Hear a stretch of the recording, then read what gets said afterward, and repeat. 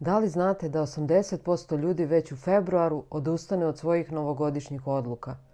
Ja sam Tatjana Tanasković i danas ću vam otkriti kako da ne budete deo te statistike i kako da 2024. bude godina vaših ostvarenih snova.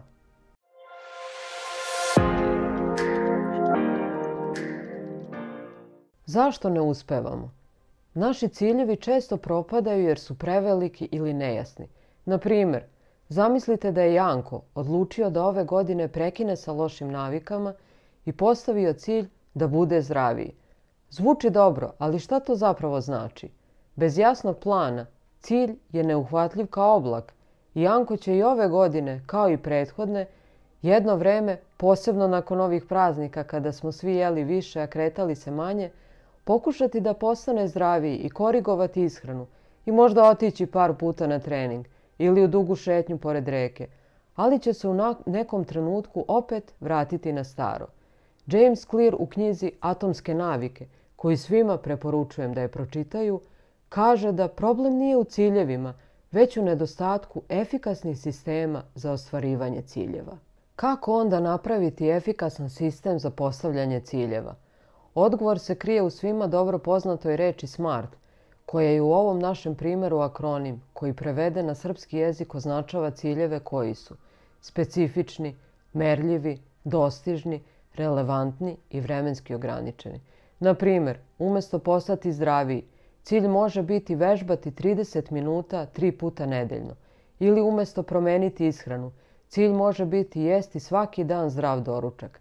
Za početak rada na cilju koji vodi ka celokupnoj promjeni ishrane. Evo kako to u praksi izgleda. Za početak, za vikend napravite jelovnik sa obrocima za doručak i to onima koje možete pripremiti uveče i staviti u frižider, tako da ih ujutru samo ubacite u torbu kada krenete na posao. Tokom vikenda kupite sve potrebne namirnice i svako veče podesite tajmer na telefonu, na primjer u 8 uveče, sa podsjetnikom da je vreme za pripremu doručka. Evo nekih mojih primjera. Šta jesti za doručak kada je zdravo, hranjivo i da nisam gladna nakon 2 sata. Ukusan obrok koji sadrži orašaste plodove, razne semenke poput suncokreta, golice, čija semenki, mlevenog lana i razne vrste pahuljica. Nikako ne musli jer on ima dodate šećere. Jogurt i neko voće, na primjer banana, jabuka, kruška. Doručak treba da bude kombinacija ugljenih hidrata, proteina, minerala i vitamina. Ugljeni hidrati nam daju energiju odmah, dok proteini obezbeđuju energiju kasnije i u tome je tajna. Neke sastojke ako želite možete samljati u seckalici ili blenderu ili jednostavno pomešajte sve i stavite u posudu sa poklopcem ili u običnu staklenu teglu. Pazite da u smesu samo dodate malo više jogurta jer će pahuljice da nabubre. Ovaj obrok može biti u slanoj varijanti. Ukoliko mu umjesto voća dodate neko povrće ili kuvano ili pečeno meso, sir, jaja. Probajte razne kombinacije, dok ne nađete one koje vama najviše odgovaraju. Meni je ovu vrstu obroka sa pahuljicama za doručak preporučila doktorka u sklopu moje borbe protiv povišenog kolesterola. Druga vrsta ukusnog slanog doručka mogu biti kuvana jaja ili nemasno meso poput piletine ili ćuretine, mladi sir, sezonsko povrće, norveški hleb, tonus hleb ili neki drugi zdraviji hleb i kiselo mleko ili jogurt. Dajte mašti na volju. Eksperimentišite sa različitim sastojcima, ali pazite, ukoliko imate povišen kolesterol kao što sam ja imala, izbegavajte koliko god možete mesne prerađevine, već umjesto njih sami pripremite meso. Još jedan bonus trik je da ukoliko ikako možete, potrudite se da doručkujete svaki dan u približno isto vreme, jer nam to pomaže u uspostavljanju i održavanju zdrave dnevne rutine. Kada postavite cilj, napravite detaljan plan. Evo kako ja to radim koristeći Google dokumente, kalendar na telefonu kao i aplikaciju za beleške na telefonu. Ovo mi omogućava da svakodnevno pratim svoj napredak. Na primjer, za vežbanje postavljam podsjetnike u kalendaru, za vreme kada treba da idem na trening, kao i uveče da me podsjeti da je vreme za spremanje doručka. Za pisanje koristim Google dokumente jer su dostupni na telefonu i na računaru, a njihovo korišćenje je potpuno besplatno uz običan nalog na Gmailu. Vrlo su zahvalni, laki za korišćenje, a izgledaju kao Word dokumenti i sve promjene se odmah sačuvaju tako da ih ne morate preuzimati. Jedino što vam za njihovo korištenje treba je Gmail nalog i internet.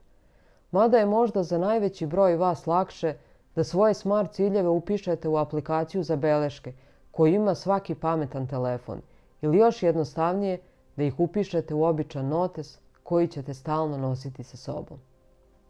Motivacija je promenljiva, ali navike su konstantne i zato se kroz ove sisteme koje postavljamo trudimo da lakše usvojimo dobre navike. Ukoliko nam se desi neuspeh, to samo treba da nam bude podsticaj da uvećamo napore sutradan i da još odlučnije krenemo putem promjene. Primjera radi, meni je neki dan jedna zlurada kritika poslužila kao podsticaj, a ne obeshrabrenje, što je verovatno kritičar zamišljao da će biti. Da se još više trudim oko ovog YouTube kanala i videa koje delim sa vama i da uvek iznova pokušavam da svaki naredni video bude bar 1% bolji od prethodnog. Iz mog životnog iskustva, a verujem da će se mnogi od vas složiti sa mnom, inat, hrabrost, istrajnost i sistematičnost su nepobediva kombinacija. Još kad je sa njima udružena ljubav prema drugim ljudima i onome što radite, kao i želja i volja da pomognete drugima, tu svaka zluradost neupitno doživljava kapitulaciju. Sećam se jedne prilike pre mnogo godina, kada mi je jedan duhovnik rekao da ga mnogi ljudi napadaju, ali da se on ne da i da priprema projekat da crknu dušmani. Nisam tada to najbolje razumela. Bila sam mlada, naivna i nesvesna mnogih stvari i koliko ovaj svet u zlu leži, kao što nas i Evanđelje na više mesta upozorava. Danas znam i postavljam temelj svog projekta, ali ga ja zovem projekat da žive bolje, srećnije i uspešnije svi ljudi dobre volje.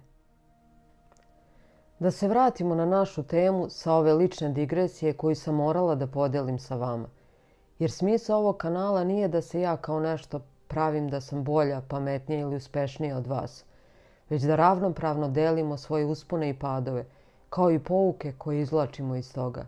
Jer sve je to normalno u životu. Evo danas sam, na primjer, iako imam čmičak na levom oku, koji me vuči već nedelju dana i nikako da prođe, ipak odlučila da snimam. To je sve sastavni deo života.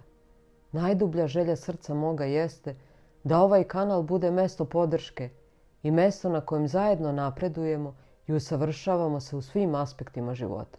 Zato za početak postavite male dnevne ciljeve, jer će vas oni ohrabriti i postepeno ih povećavajte.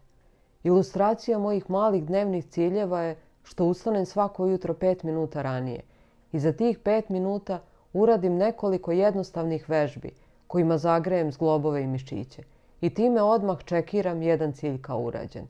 Kada uzmem već spreman doručak iz frižidera i drugi cilj je urađen. Izašla sam iz stana u 6:30 ujutru i već sam ostvarila 2 male pobjede. Ja to smatram jednom dobrom osnovom za jedan sjajan i uspešan dan. Pridružite se našoj zajednici gdje delimo uspehe, podržavamo jedni druge i učimo iz izazova. Kliknite na like i subscribe dugme kao i zvonce za obaveštenja. Pratite kanal. Setite se, putovanje od 1000 milja počinje jednim korakom. Postavite ciljeve, pratite svoj napredak i budite spremni da se prilagodite. Podelite vaše smart ciljeve u komentarima. Još jednom vas podsjećam da kod postavljanja ciljeva pazite da oni budu specifični, merljivi, dostižni, relevantni i vremenski ograničeni. Hajde da zajedno napravimo ovu godinu najboljom godinom do sada. Hvala vam što ste gledali ovaj video do kraja. Vidimo se u sljedećem videu.